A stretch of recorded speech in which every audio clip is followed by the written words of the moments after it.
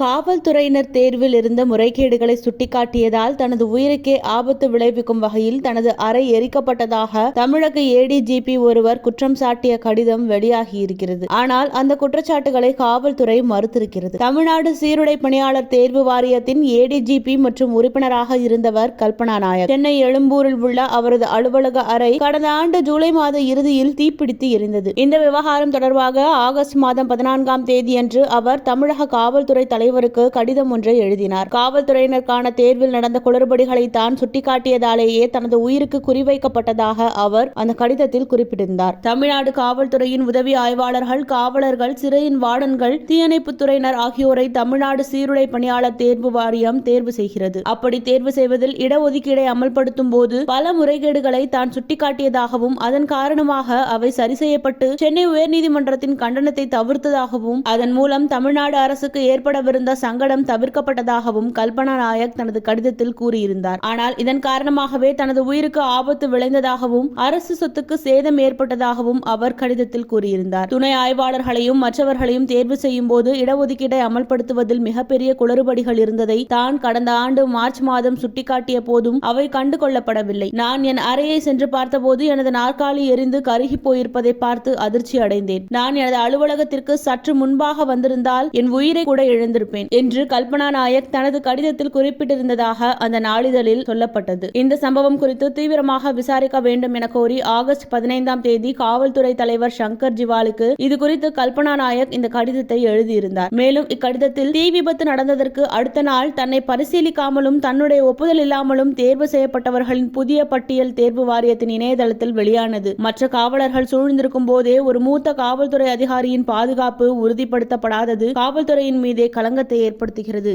என அதில் குறிப்பிட்டிருந்தார்.